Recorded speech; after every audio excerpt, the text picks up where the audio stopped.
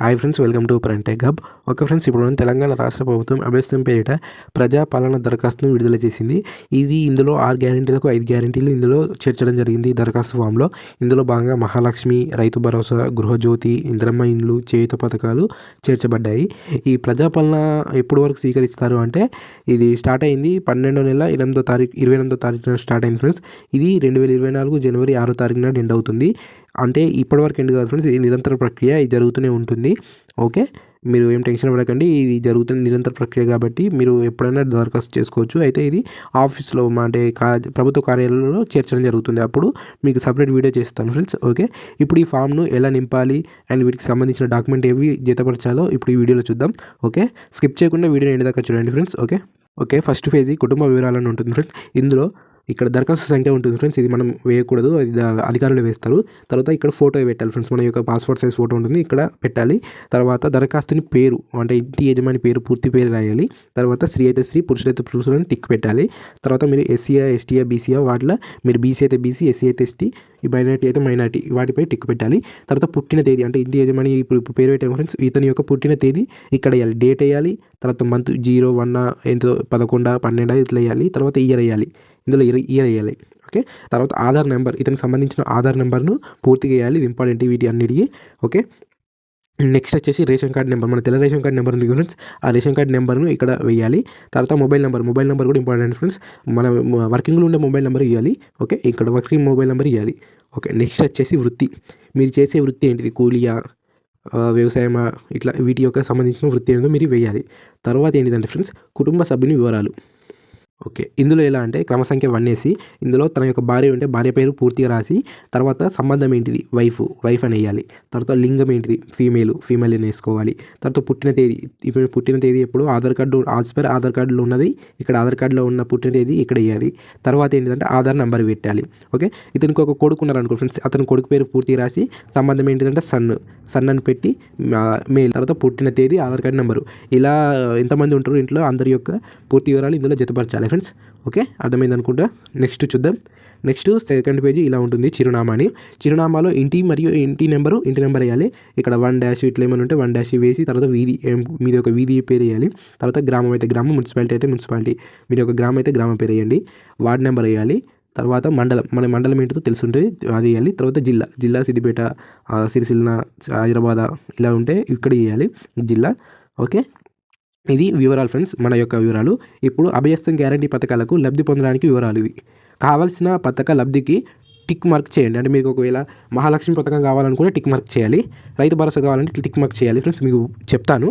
Okay, ఇప్పుడు మహాలక్ష్మి పథకం మీరు కావాలనుకుంటే ప్రతి నెల 2500 ఆర్థిక సాయం కావాలైతే ఇక్కడ టిక్ పెట్టాలి ఫ్రెండ్స్. తర్వాత 500కే గ్యాస్ సిలిండర్ కావాలంటే టిక్ పెట్టండి. టిక్ పెట్టినాక గ్యాస్ కనెక్షన్ నెంబర్ ఉంటుంది ఫ్రెండ్స్, ఆ గ్యాస్ బుక్ పైన ఉంటుంది, ఆ నెంబర్ వేయాలి. తర్వాత సరఫరా చేసిన కంపెనీ పేరు, అంటే మీరు హెచ్పియా, భారత్ గ్యాసా, అది ఏ కంపెనీ ఆ పేరు రాయాలి. తర్వాత అంటే ఇప్పుడు సంవత్సరానికి వినియోగించిన గ్యాస్ సిలిండర్ సంఖ్య, మీరు సంవత్సరానికి ఎన్ని గ్యాస్ సిలిండర్ వాడతారో కాబట్టి మీకు తెలుసుంటుంది ఫ్రెండ్స్, ఎన్ని వాడతారో మీకు తెలుసుంటుంది కాబట్టి 6 అయితే 6, 7 అయితే 7, మీకు నచ్చిన అంటే మీరు ఎన్ని వాడతారో అన్ని వేయండి. ఓకే, ఇది ఒక మహాలక్ష్మి పథకం సంబంధించిన ఈ పథకం ఫ్రెండ్స్. ఇందులో బస్సు ఫ్రీ, ఆల్రెడీ మహాలక్ష్మిలో బస్సు కూడా ఇస్తాను ఫ్రెండ్స్, బస్ టికెట్ మహాలక్ష్మి ఆడవారికి అది కూడా ఫ్రీగా ఇచ్చేశారు, అందుకే వీళ్ళు ఇంక్లూడ్ చేయలేదు. ఓకే, మరియు రైతు భరోసా పథకం అన్నట్టు, ఈ పథకానికి సంబంధించి రైతు ప్రతి ఏటా ఎకరానికి 15,000 వస్తాయి ఫ్రెండ్స్. అయితే రైతు వేయండి, కౌలు రైతు అయితే మీరు కౌలు రైతు అని టిక్కు పెట్టండి. ఓకే, పట్టాదారు పాస్ పుస్తకం నంబరు ఉంటుంది ఫ్రెండ్స్, ఆ నంబర్ ఇందులో వేయాలి. తర్వాత సాగు చేస్తున్న భూమి వివరాలు, అంటే సర్వే నెంబర్ ఉంటుంది కదా ఫ్రెండ్స్, దాని యొక్క సంబంధించిన వివరాలు ఇందులో పొందుపరచాలి. ఓకే, నెక్స్ట్ ఏంటంటే వ్యవసాయ కూలి, ఒకవేళ మీరు రైతు కాదు వ్యవసాయ కూలి అనుకోండి, వారికి 12,000 ఇస్తారు ఫ్రెండ్స్, వారికి 12,000 ఇస్తారు. మీరు రైతు కాదు, ఓన్లీ మేము వ్యవసాయ కూలి, మాకు భూమి లేదనుకుంటే ఈ 12,000 వేసి, తర్వాత ఉపాధి హామీ కార్డు ఉంటుంది ఫ్రెండ్స్, మన ఉపాధి హామీ పథకము, ఆ కార్డు నెంబరు ఇందులో వేయాలి. మీకు ఉంటే ఉపాధి హామీ కార్డు నెంబర్ ఉంటే దీనికి అప్లై చేసుకోవచ్చు. ఓకే, నెక్స్ట్ ఇందిరమ్మ ఇండ్లు. ఓకే, ఇందిరమ్మ ఇండ్లు పథకం అనేది మీకు ఒకవేళ ఫస్ట్ చూద్దాం ఫ్రెండ్స్. ఫస్ట్ది, ఇల్లు లేని అర్హులైన కుటుంబానికి ఓకే ఇంటి నిర్మాణానికి ఆర్థిక సాయం, ఒకవేళ మీకు జాగ్ ఉంది, మాకు కొంచెం ఆర్థిక సాయం చేసుకుంటే మేము ఇల్లు కట్టుకుంటాం అనేవారు ఇక్కడ టిక్ బాక్స్లో టిక్ పెట్టండి ఫ్రెండ్స్. ఒకవేళ ఇప్పుడు అమరవీరులు ఉన్నారు, సెకండ్ చూద్దాం. అమరవీరులు మరియు ఉద్యమకారులు ఉంటారు ఫ్రెండ్స్, వాళ్ళకు 250 గజాల ఇల్లు స్థలం ఇస్తానని కాంగ్రెస్ ప్రభుత్వం చెప్పింది ఫ్రెండ్స్, అన్నట్టు ఇందులో ఇంక్లూడ్ చేశారు. 250 చదరపు గజాల ఇంటి స్థలం కూడా ఇస్తారు. అమరవీరుల కుటుంబం అయితే ఎస్ అని టిక్ పెట్టండి. టిక్ పెట్టినాక అమరవీరుల పేరు అంటే తను చనిపోతే అతని యొక్క పేరు, తర్వాత ఇతను అమరులైన సంవత్సరం అంటే ఇప్పుడు ఏ సంవత్సరంలో చచ్చిపోయిండు, 2013, 12 అప్పుడు ఎప్పుడు చనిపోయిండు అప్పుడు. తర్వాత ఎఫ్ఐఆర్ నెంబర్, తన పైన ఏమైనా అంటే కేసులు బుక్ అయితే ఆ ఎఫ్ఐఆర్ నెంబర్ తీయాలి. తర్వాత డెత్ సర్టిఫికేట్ నెంబర్ కూడా వేయాలి, అతను ఎప్పుడు చనిపోయిండు సంబంధించిన డెత్ సర్టిఫికేట్ నెంబర్ కూడా ఇందులో వేయాలి. సెకండోది, తెలంగాణ ఉద్యమంలో పాల్గొన్నావా అంటే ఇప్పుడు బతికున్నవారు, అది అమరవీరులు లేరు, ఇప్పుడు మీరు బతికున్నవారైతే మీరు ఉద్యమంలో పాల్గొంటే అవునని పెట్టండి.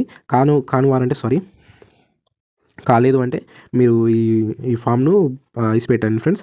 ఒకవేళ మీరు అవును అంటే ఇక్కడ ఎస్ అని పెట్టండి. ఇక్కడ మీకు సంబంధించిన ఎఫ్ఐఆర్ నెంబర్ ఉంటాయి ఫ్రెండ్స్. అప్పుడు మీరు బస్సుతాలుగా పెట్టడమా ఏమైనా కేసులు మీకు పైన ఉంటే అప్పుడు సంవత్సరం ఏంటిదో వేయాలి, ఎఫ్ఐఆర్ నెంబర్ మరి సంవత్సరం ఏంటిదో వేయాలి. ఒకవేళ మీరు జైలుకు వెళ్ళినట్టయితే జైలు పేరు, ఏ జైలుకి వెళ్ళారు, స్థలం ఎక్కడ ఉంది, అది అయితే శిక్షకు సంబంధించిన వివరాలు అంటే శిక్ష సంబంధించిన వివరాలు ఇందులో పొందుపరచాలి ఫ్రెండ్స్. ఓకే, అంటే శిక్ష కాలం, మీరు ఎన్ని సంవత్సరాలు అంటే ఎన్ని నెలలు శిక్ష అనుభవించారు, ఓకే, దానికి సంబంధించిన వివరాలు. ఒకవేళ మీరు కాదు అని అంటే మాత్రం ఈ ఫామ్ను ఇచ్చిపెట్టి మిగతా దానికి పోవాలి ఫ్రెండ్స్. ఓకే, స్కిప్ చేసేయండి దాన్ని అయితే. నెక్స్ట్ గృహజ్యోతి. ఈ గృహజ్యోతి పథకంలో ప్రతి నెల కుటుంబానికి ప్రతి నెల 200 యూనిట్ల ఉచిత విద్యుత్ ఇస్తారని ప్రభుత్వం చెప్పినట్టే ఇందులో కూడా ఇంక్లూడ్ చేశారు ఫ్రెండ్స్. అయితే వీటిపైన చాలా క్వశ్చన్స్ వస్తున్నాయి ఫ్రెండ్స్. ఆ క్వశ్చన్ ఏంటంటే ఒకవేళ కిరాయికి ఉన్నవారు, మాకు ఇల్లు లేదు, కిరాయికి ఉన్నవారు, ఆ కిరాయికి ఉన్నవారికి ఎలా మాకు యూనిట్లు ఎలా వస్తాయి అని అంటే వాటికి సంబంధించిన వివరాలు పూర్తిగా మాకు అందడం లేదు ఫ్రెండ్స్. అది అధికారులను అడగాలి. మీరు ఒకవేళ తెలిస్తే అధికారులను అడగాలి ఫ్రెండ్స్. ఓకే, ఒకవేళ మీరు మధ్యతరగతి వారు, మాకు ఇల్లుండి యూనిట్లు ఉన్నాయి కాబట్టి వీరికి ఎలా అంటే మీరు రోజుకు అంటే ప్రతి నెల ఎంత వాడతారు అని అంటే మీరు ఒక 2-3 ఉంటే 100 యూనిట్ల కన్నా తక్కువ వస్తుంది ఫ్రెండ్స్. 100 అయితే 100 లోపు ఉంటే 100 లోపు టిక్ పెట్టండి. లేకుంటే 100 నుంచి 200 యూనిట్లు మేము వాడతాము ప్రతి నెల అంటే అందులో టిక్ పెట్టండి. అంతకంటే ఎక్కువ కూడా వాడతాము అని అంటే ఇందులో టిక్ పెట్టండి. ఓకే, తర్వాత మీ యొక్క కనెక్షన్ ఉంటుంది ఫ్రెండ్స్, విద్యుత్ మీటర్ యొక్క కనెక్షన్ నెంబరు అందులో ఇది వేయాలి. ఓకే, ఎలక్ట్రిసిటీ బిల్ పైన ఉంటుంది ఫ్రెండ్స్ ఆ నెంబర్, కనెక్షన్ నెంబరు, అది చూసి ఇందులో వేయాలి. నెక్స్ట్ ఏంటంటే చేయూత పథకం.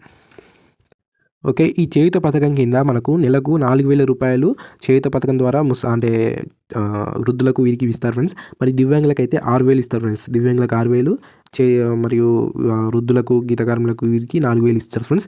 అయితే ఇందులో ఈ స్పెషల్గా మెన్షన్ ఏం చేశారంటే ప్రస్తుతం పింఛన్ పొందుతున్న వారు దరఖాస్తు చేయనవసరం లేదు అన్నారు ఫ్రెండ్స్. అంటే ఇప్పుడు మీరు వృద్ధులైతే మీరు తీసుకోవాల్సిన అవసరం లేదు. మీరు కొత్తగా కావాలనుకుంటే ఇప్పుడు వృద్ధులు, గీత కార్మికులు ఉన్నారు, నాకు లేదు అని అనుకుంటే ఇప్పుడు అప్లై చేసుకోవచ్చు ఫ్రెండ్స్. ఇదే అప్లికేషన్ ఫామ్ అన్నట్టు. ఓకే, ఒకవేళ మీరు పింఛన్ పొందుతున్నా కూడా చేసుకోండి ఫ్రెండ్స్, ఏం కాదు.